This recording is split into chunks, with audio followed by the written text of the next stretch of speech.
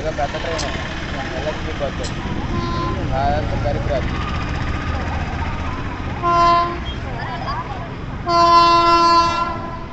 అది కూడా కొత్త వాళ్ళు కాకపోతే లిఫ్ట్ వాడు లిఫ్ట్ అడుగుతున్నాడు ఎరుపుగాడు.